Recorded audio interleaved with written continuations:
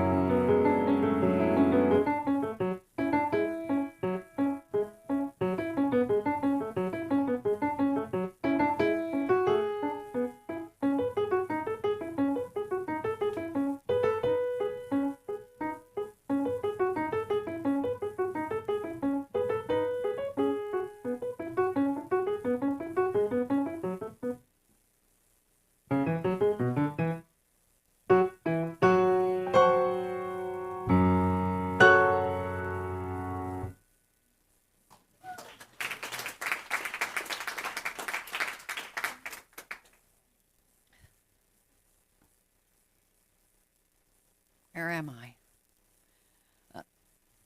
Okay. Thank you, Barbara. Mm. Let's see. I really am lost today. Sorry. I'll apologize in advance for my lack of mental wherewithalness. Um, let's see. Uh, I really am. Okay, welcome. Welcome. Welcome. Thank you all for joining us. I see some costumed ones over there that bop into the music. Yay. So, welcome and thank you for joining us this morning. Some of us are a little tired because we drove up to Fullerton, California to help ordain KC, and now we have a minister. Yay, let's hear it. A reverend. Sorry. She's a reverend now. The full thing.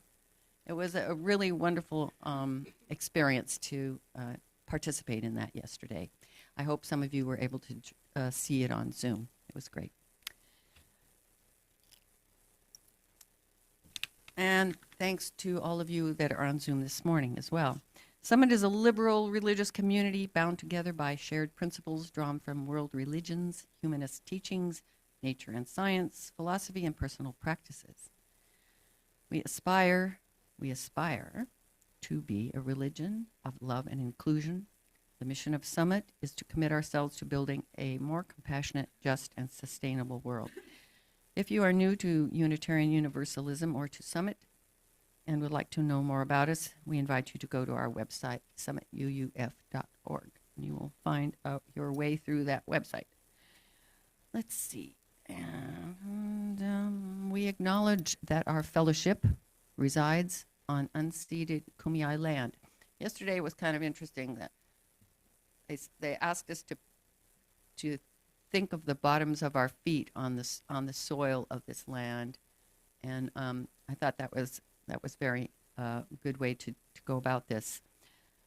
We acknowledge that our fellowship resides on unceded Kumeyaay land. The Kumeyaay have lived on this land for 10,000 years, and it is their home today.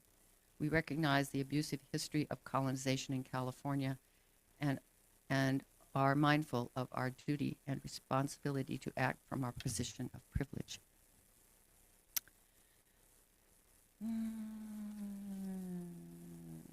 Let's see. Announcements. How could I forget? Okay. First of all, yes, the announcement that we now have a reverend who will be joining us next week. Right? Next week. Yay. Okay. And so we have Margot, Shannon, Stacy, and then me. Good morning. So nice to be in a lovely community that coheses and grounds and celebrates other than insanity time. I just need to say that. Anyway, you all feel like you're going crazy. It's because the whole world is crazy right now. It's a time of real tremendous alchemical change. So on another total note, I'm up here to announce that the poetry group is going to continue to exist, and we're going to meet once a month, and we've decided as a group that we're going to start meeting on a Monday from 10 to noon, just because it meets people's schedule better. And the next scheduled meeting is November 4th. And even though there's going to be voting on land here, there'll be plenty of parking. We're going to be in the library 10 to noon on November 4th. And any levels of experience of your writing, welcome. If you aren't a poet, come use poetry and come learn to play with words to discover your creative energy. It's a great group.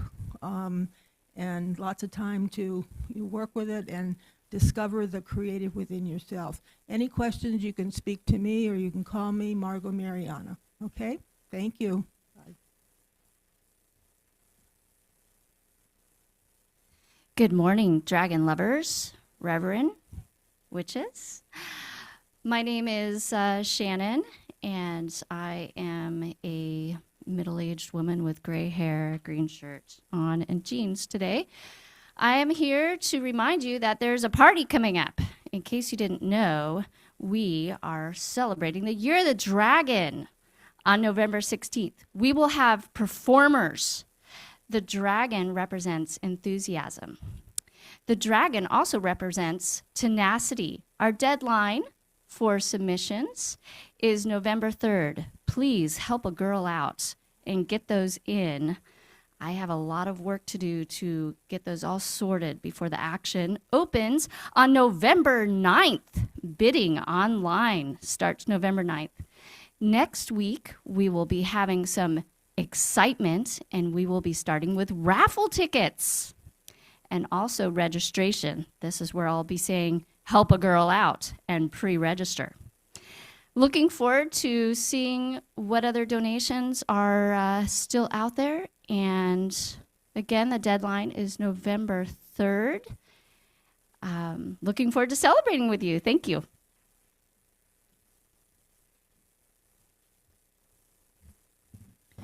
As you've been hearing, the ordination was yesterday, and if you were not able to be there and saw it on Zoom, you still have the ability to sign the book that we're making for her. So I brought it today, and I'll have it in the salon, and I'll have it today. It's circulating, and if you want to sign and say something nice to her, I know she would appreciate it.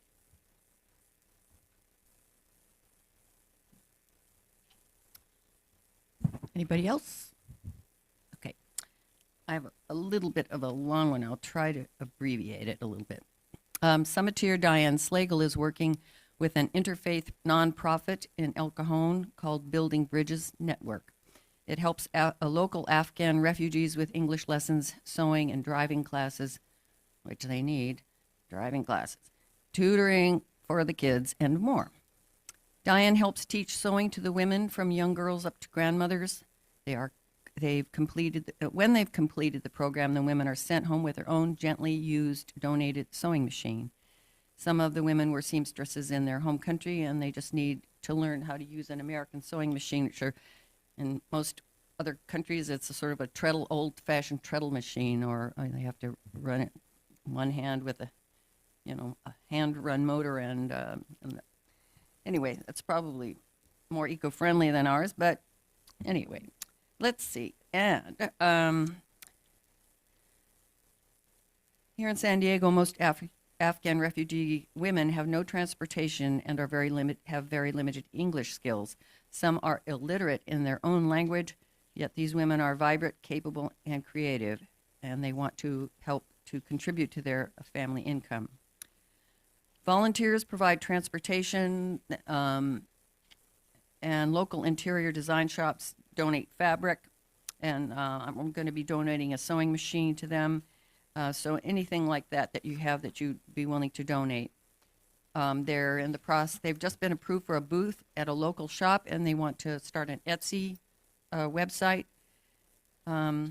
So they have lots of challenges here, aside from thinking about their family at home and the challenges of a new country. This one woman, I just wanted to read this because it's pretty cool. When the Taliban rose to power, they told this woman she no longer had a job and froze her bank account. She fled to Chile and made her way alone all the way to north to San Diego. She's very smart, is picking up English beautifully. She actually was a university lecturer in Afghanistan. And now she's being provided housing by a volunteer and has virtually nothing. She's being provided I always said that, and she's cheerful and funny despite everything. So this is Social Justice Sunday. Please consider supporting these women in any way you can. I've put she's got little strips of her contact for her on the back table in the back, if you want to pick up one, and if there's anything you can do to help, like, notions, fabric, old machines, etc. Thank you. Okay. Next is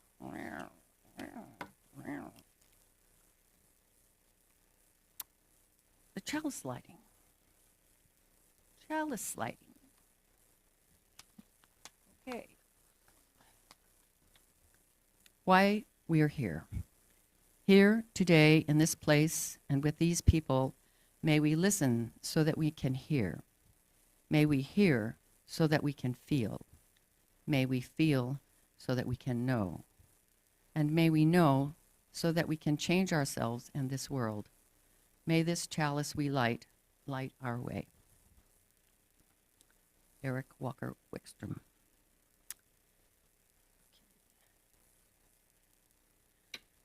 Please rise as you're willing and able to sing the You hymn.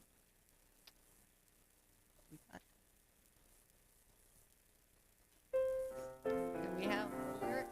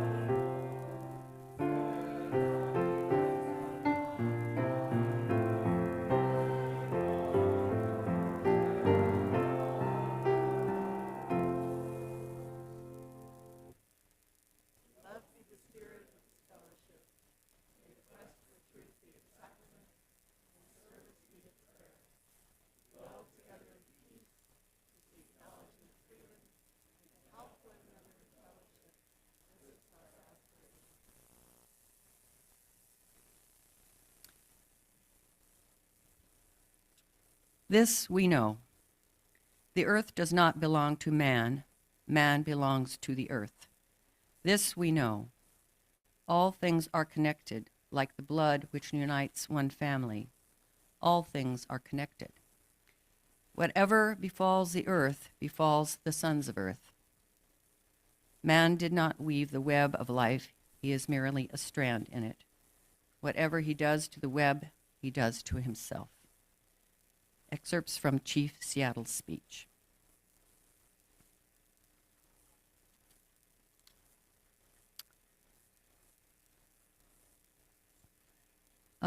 Please rise again. Are you all singing it, or we all are singing? We are all singing hymn number 1067, Mother Earth, Beloved Garden. Teal hymnal, 1067.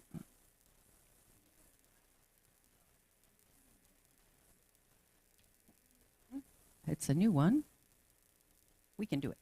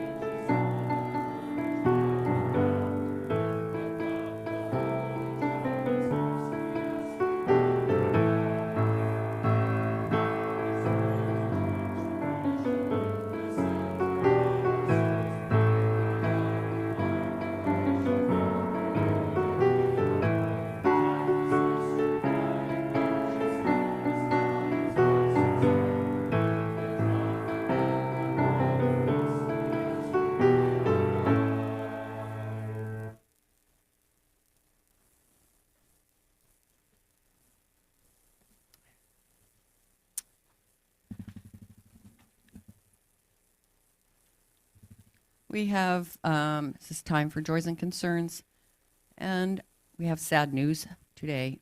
Gwen Curry passed away Wednesday night.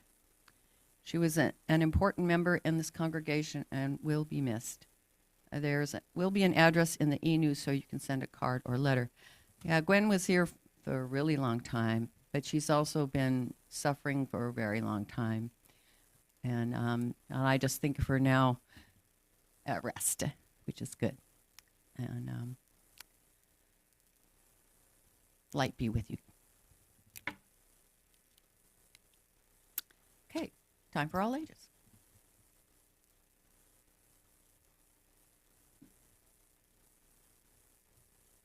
Is my mic? There it is. Good morning. My name is Mary Carter Bale. I'm your Director of Religious Exploration, and I am dressed in my witchy finest, complete with pointed hat and a black dress and a moon and stars cape today. And I'd like to invite anybody else in costume or who wants to get close for the story to come on up. Today is Spooky Science Sunday in RE, and I invite all the adults, if you want, to come back after the service and try a spooky science experiment. Not too spooky. No jump scares, I promise. But there will be barfing pumpkins. If you don't know what that is, I invite you to come and find out. You know what barfing, some of these guys know what barfing pumpkins, but I have a story for you today. So the story is, I'm going to tell you the story. You probably see the name in there. So there once were two friends, and one was from the city and one was from the country. You might be familiar with like city mouse, country mouse kind of story. So one day the two friends were walking down the busy, noisy streets of a large city filled with people. And the sound of the cities was almost deafening. If you've ever been to a city, you know there's horns honking and people talking and lots of machinery and noises. So the sounds were almost deafening. And suddenly the country friend said, I hear a cricket. And the city friend said, what? You must be crazy. You couldn't possibly hear a cricket in all of this noise. No, I'm sure. I'm sure that I heard a cricket, said the country friend. And the friend listened carefully for a moment and then walked across the street to a big cement planter where some shrubs were going. And the city friend followed. And they looked into the bushes. You look into the bushes over there? Is there a cricket in there? You want to hand me the cricket? There is a cricket. The little wooden cricket. As opposed to a real cricket. So the country friend found the cricket in the shrubs. And there, the small cricket made his little sound. I'm going to put this down. It's going to slide on me. All right. So let's listen to the cricket sound.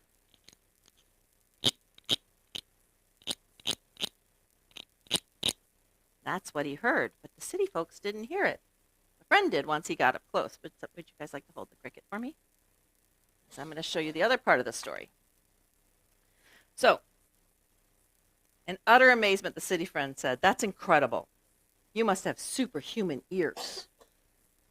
No, said the country friend. My ears are no different than yours. It just depends on what you're listening for. So, the city friend said, there's no way I could ever hear the cricket noise over all the city noise. And the country friend replied, he reached into his pocket and pulled out a few coins. Remember, he said it's just what you're listening for. And he dropped the coins on the ground. Did you hear that? Well, whoops, there goes another coin. Well, when he dropped the coins on the ground, even with all the noise of the crowded city, streets blaring with their horns, and nearly every person within 20 feet noticed the sounds of coins and turned to look to see if the money that hit the pavement was theirs. See what I mean? Said the country person. It all depends on what's important to you and what you're listening for. So this is a great story about listening to the world around us, especially listening to the natural world. And it can be super easy to get caught up in our busy and sometimes money-centered lives. But when we slow down, value, and listen to nature, we are reminded that there are more important things than trying to be on top of the world. So that is the story of the cricket and the coin. And I hope that you can all find meaning in that story. So now we're going to go off with our costumes and do some super spooky Science Sunday stuff, right? You won't ruin your costume. I don't have anything too messy back there. We're going to have a good time. So let's sing our Do Re Mi song and head off to class. Are we ready? And we have several adults coming back to help us today.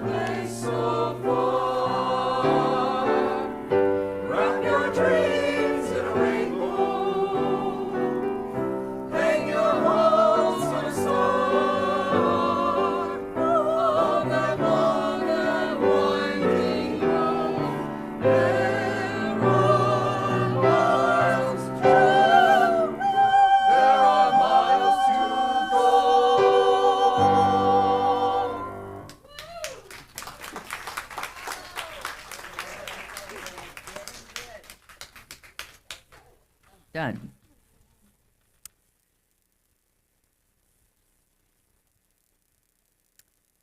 Listen to the wind. It talks. Listen to the silence. It speaks. Listen to your heart. It knows. Native American proverb. Today, our speaker is our beloved Jack Shu. We're so excited to have you, Jack. And it's good to see you both, you and Mary Ellen. Jack Shu has been a member of Summit since its early years in 1989. After retiring from 29 years of public service as a state park superintendent, he became a very visible advocate for environmental protection, healthy communities, human rights, and justice. In 2020, he ran for public office and became a member of the La Mesa City Council. He is now finishing his fourth and last year in office. This last year, Jack was tapped to serve as the chair of Sandag Transportation Committee. Yay, maybe something will get done. And, sorry. As well as the chair of the San Diego Air Pollution Control District Board. Jack loves to hike. Welcome, Jack.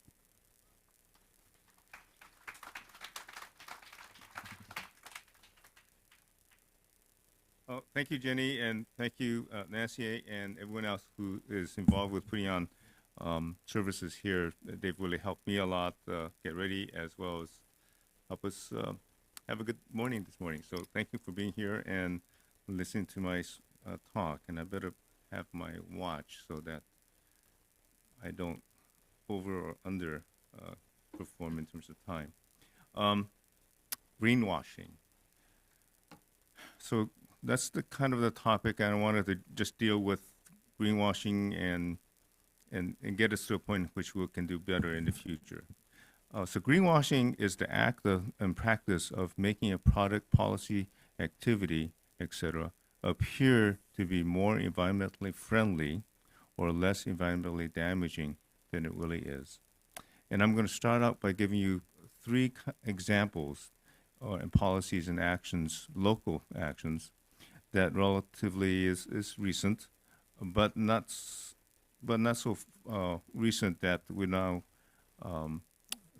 can see the outcomes. So this is things that happen in our local communities, and they've already kind of passed. The decision has already been made. We now see the outcomes of these actions. So it helps us analyze them and understand them a bit more. So first, I want to talk about recycling. So back in the 1970s, at kind of the growing period of the environmentalism, recycling got started. But at the time, we knew the correct order is actually reduce, reuse, recycling. And some may remember at that time, we were re- reusing. We were collecting glass bottles and taking them to the grocery stores back in the 60s. And I did that when I was a kid. That was, how you got enough money to buy a candy bar. So, so we were doing that. We're reusing those beverage containers. But at some point, the container industry knew that that wasn't working very well because they wanted to sell more containers and more items to go. So they kind of helped the environmental community come up with an idea called recycling, and legislation was passed. So to some in the environmental community, it was a compromise. We thought it was going to be good. The plastics industry also got into it about the same time and certainly later. And this program was interesting because when I was in environmental education, I found out that the Department of Solid Waste Management had a budget for recycling and information that dwarfed the entire state's amount of money that we have for environmental education. Their budget was many times higher. And that money came from that 5 cents or few cents you pay for that aluminum can. So that money feeds into the Department of Solid Waste Management, and they have this huge program to promote recycling. So in the schools, they had lots of literature about recycling, not very much about environmental education in general. So what we ended up with is a feedback loop system. The more you recycled, the more fed into getting more recycling done. The advertisers, the containment industry loved that. People grew up thinking that you just need to recycle to be an environmentalist, raise money, and it was good. Plastics kind of took the same route as well. But we now know in terms of plastics, we recycle 5 to 8% of all plastics. So we don't really recycle very much at all. We recycle aluminum a bit better, glass, who knows where we are with that. But the recycling legislation that passed bypassed what we really should have done, which is really deal with reducing and reusing. That message was lost, and we now have recycling as a major component of our environmental effort, which frankly hasn't worked very well.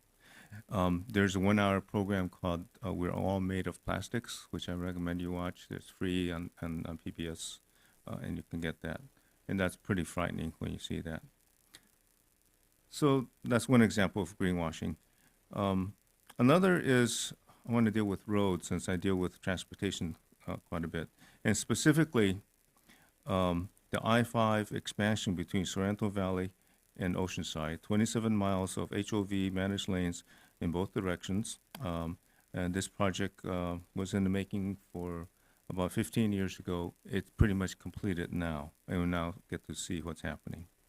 So first, let us all understand that transportation engineers have known since the 1990s that in metropolitan areas, expanding roadways does not relieve congestion due to what is called induced demand. At best, it relieves some congestion for 2 to 4 years. And we have plenty of examples of that locally. So if you just think the common belief is, I'm stuck on the freeway, just give me another lane, and we're free, right? When the congestion will be free. Doesn't work. And we've known that since the 1990s. Any transportation engineer have studied that. They know that in metropolitan areas, that does not work. However, that's what politicians do and continue to try to do, and Caltrans is very good at doing that. The expansion was made to look like it was going to help reduce emissions and manage congestion. But using existing lanes would have had the same effect. It would have been a lot cheaper, and would have reduced emissions as well, because adding another lane, even though it's a HOV lane, actually increased emissions. Caltrans early on learned that the community cared most about local lagoons, and the mitigation funds were then given to local environmental groups, which then advocated for the road expansion. This had to do with bridge widening and bridge logging, so I don't need to get into the details of that. But this was called mitigation. And I want to tell you right now, mitigation is a bad thing. It's a bad word. Remember, mitigation is you do something to kind of alleviate some of the harm for something bad that you're doing. That's the definition of mitigation. But mitigation is used all the time. And this is kind of a problem we have with mitigation in our society in California. It is essentially a payoff for environmental organizations, the big environmental organizations, the small ones. Any environmental organization often is strapped for money and can end up essentially being paid off by what we now call mitigation. So this was going on. So there was a number of environmental educations that came out saying, widen the freeway, it's going to help our lagoons. And which it will, but it might do a lot of other harm as well. So that was a problem within our system. So the project also included other things to make it look good, bike lanes and improving rail system. But alternatives were not really looked at, such as using the existing lanes and improving our commuter rail system. The project cost a total of about $4 billion, and we now know because a study was actually done, that had we spent the same amount of money on a tunnel, called Miramar Tunnel, we would have been able to accommodate the same amount of increase that HOV lane could have accommodated.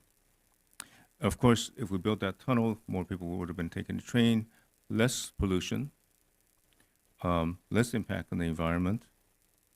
And you know what? The people that would have taken that commuter rail instead of driving would have saved $350 a month in their transportation costs. So essentially, we did something that cost some money. Had we done the alternative, would have not only helped the environment, we would have saved the pocketbooks of people commuting back and forth. But now we have the outcome, and we now see the outcome, which is the project's pretty well finished, and Marielle and I go to Orange County every now and then to see our grandkids and our family, and I can tell you the congestion is just as there, pretty much the same it was before. In fact, it could be worse due to induced demand. Last example, Sunrise Powerlink, and I know many of you were involved with that whole effort. The Sunrise Powerlink was an effort by SDG&E to take power from East County Imperial County to east part of San Diego County. There are many other links in the network. So what's interesting to know is that SDG makes money by selling power, but distribution of power is where they really make money, not the energy itself. And now that we have San Diego Community Power, in many communities like City of San Diego, La Mesa, and others, the actual energy itself is given to you by a publicly owned entity, San Diego Community Power. They're the ones that negotiate the cost. SDG is just in the business of distributing that. But they want to build this power line. And the reason given was that this project would get renewable energy to us here in San Diego. Renewable energy being wind and solar out in the desert. And the project took 5 years to plan and do environmental review, about less than 2 years to build. It was completed in 2012, and the cost was about just a little under $2 billion. Now, there are other systems in SDG's network that with other bills, but for now, let's just talk about the Sunrise Powerlink. But the real argument that San Diego Gas and Power, San Diego Gas and Energy was really pushing was that this is the green thing to do. Let's get wind and solar power over the mountains to use so you could have renewable energy. However, one can argue that rather than building wind and solar energy generation systems in the desert, which disturbs those open space and wildlands, we could have rooftop solar here in San Diego. And the system can really save our wildlands as well as give you something that may be of value, which is your own solar system, either on your rooftops or on factory tops. And over time, those systems would pay for themselves. And after they do that, you would have the asset yourself. You would own it. Of course, that's a problem because you're producing energy and not someone else that can sell you energy. The cost of the large desert system is cheaper to produce energy when you have large solar panel systems. However, the transmission cost itself offsets much of that benefit. So now SDG&E gets to make lots of income, and they will do so guaranteed for decades of building this expensive line. So, and just to know how that affects you, if you look at your bill, your SDG&E bill, there's a portion that reads distribution. That amount is set. You're going to pay for it. I pay for it even though I have solar panels on my house. People who are poor and use very little energy also pay that and pay the same amount. So that becomes an economic justice issue in which is regressive. Poor people pay even though they don't need it very much. They do use very little energy. They're paying the same amount as someone else who's using lots of energy. The program was achieved even though there was lots of opposition and arguments against the legal challenges, but they got it through not only the Public Utilities Commission, but also the federal agencies that deal with the property. So for over 10 years now, probably close to 12 years, SDG&E has had a pretty good money-making deal with the Sunrise Power Link. And just to note, the head of Sempra Energy, which owns SDG&E, makes over $6 million a year. And much of that income, of course, is from our bill. Some would say our utility bills like a tax, right? Well, in this case, you might say that your tax bill, in a sense, is paying for someone who's making a fair amount of money. So those are the three examples. So, but let me end these examples by saying that these seems like terrible stories and pretty bad. These were things that we managed and governed, and the outcome was not very good. But I will say that human beings are actually a pretty successful species. We do pretty well. Because about 200 years ago, there was only 1 billion people on Earth, and now we have 8 billion. By many accounts, if you're a biologist, you say, boy, that's pretty successful. You go from 1 billion to 8 billion in 200 years. That's a pretty steep climb. Of course, some will say that's not very good. That may be causing many of our problems. But nevertheless, there are a lot more people on Earth, and we need to work at it to get better. And that's, in part, that's what I'm trying to talk about today is we are a successful species. Some would say our success is this crazy growth, runaway population growth is maybe part of our major problem. But it's also a sign that we can be successful. We can do better. We just need to figure out how to do it better. So what can we do about greenwashing and maybe how we can deal with it locally as we deal with these policies? Well, first of all, we use our core values. We as UUs. Since we're at a UU fellowship, I'm going to say part of the solution is be who we are. And we have UU principles on your order of service. And I'm also going to ask a few folks to pass out this one pager that I have. And I'll give you kind of a story behind that. So some of you know my oldest daughter is a UU Minister Reverend. She's a chaplain.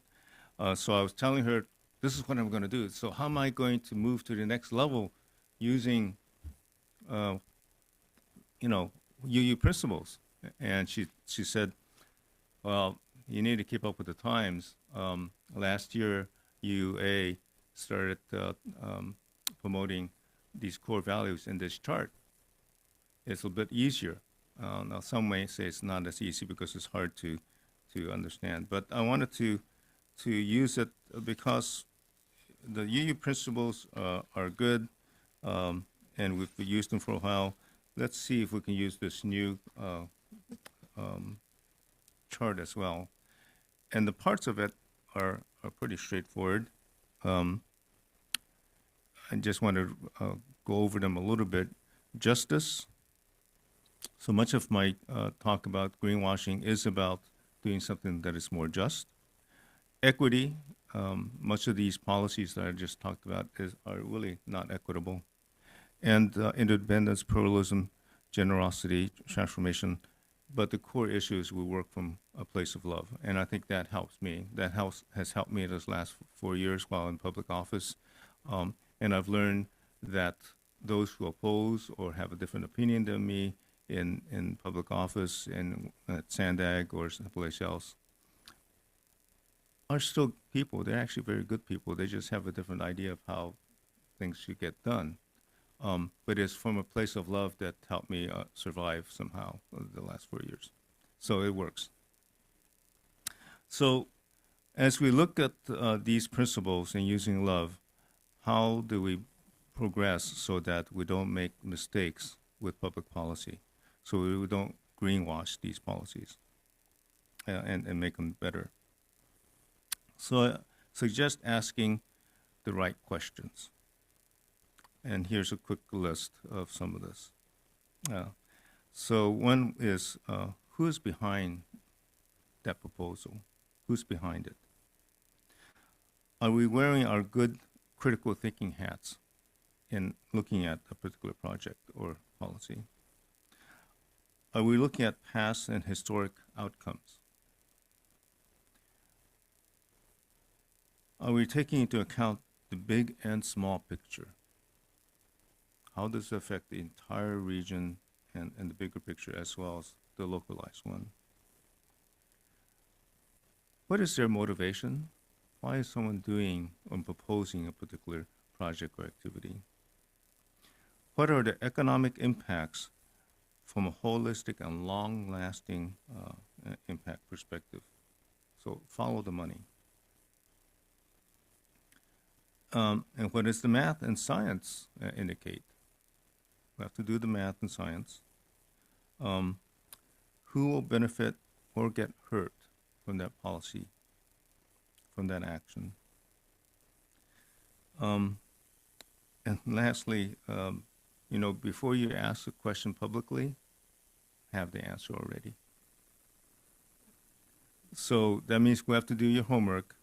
I ask questions when I'm on these public boards. I expect the public to ask questions, but I try to know the answer before I ask the question. Because if an answer is given it's not complete, you could help ask another question to push it a little bit further. And finally, if the wrong answer is given, you might give them a citation that says, I don't know if that's true. So that's where homework comes in. And lastly, you can get help. Get help from people that you trust and experience, because that's important. We have resources. There are a lot of good people in our community. You can go to them and ask them, what do you think of this? Tell me the real story. And ask these questions of them as well. And I think that's what moves us forward. We're all in it together, including those who may be of different political aspirations or beliefs. It's okay. They're going to be different. But we should be able to ask them questions and let them help us move ahead in terms of better policies that do not hurt us, but help us move into a better place. Thank you very much. I hope this is helpful as we deal with policies in the future. These examples are done. There are plenty of examples that are going on today that are just as bad. But that's okay. We are a successful species. People are good. We should be able to do better. We need to do better, and we can do better. And I I use I'm a UU. I'm an atheist, but I still come to church. I gave a lecture on that or sermon on that many years ago. I use these principles to help me survive, as well as help me guide what I do in terms of helping set the public policy. And I hope our community can do it as well. Certainly, our UU community should be using these principles as we go forward. Thank you.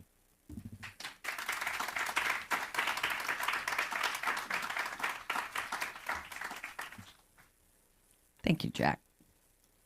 That was very helpful.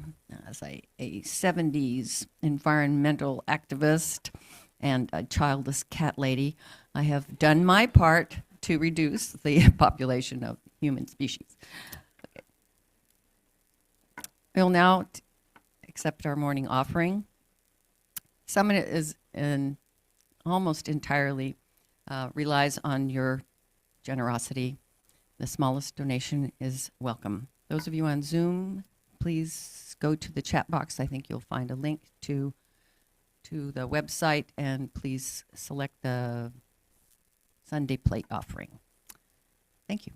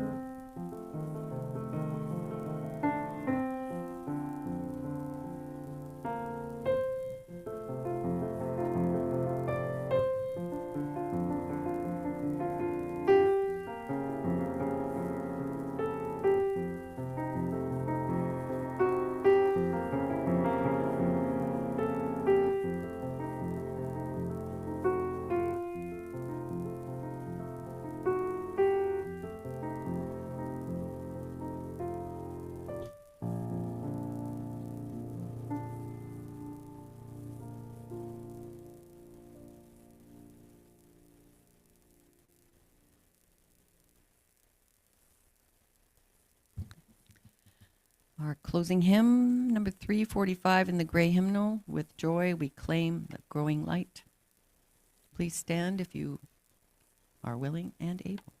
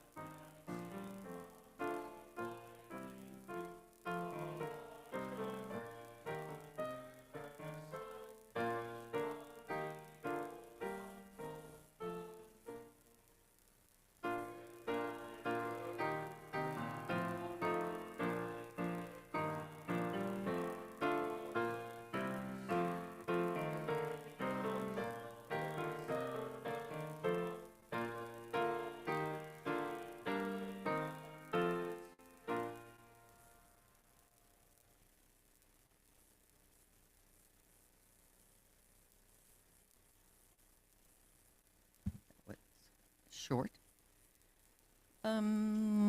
Extinguishing the chalice.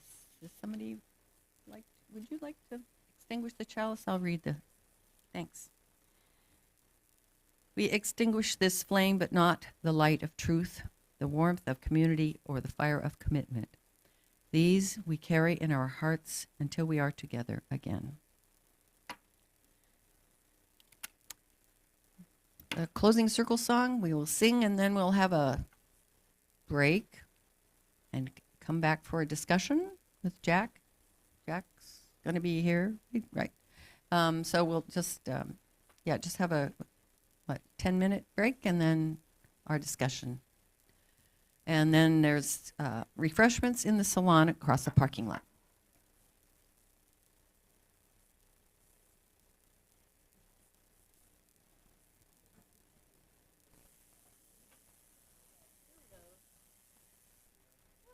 I can't really hold your hand and play, but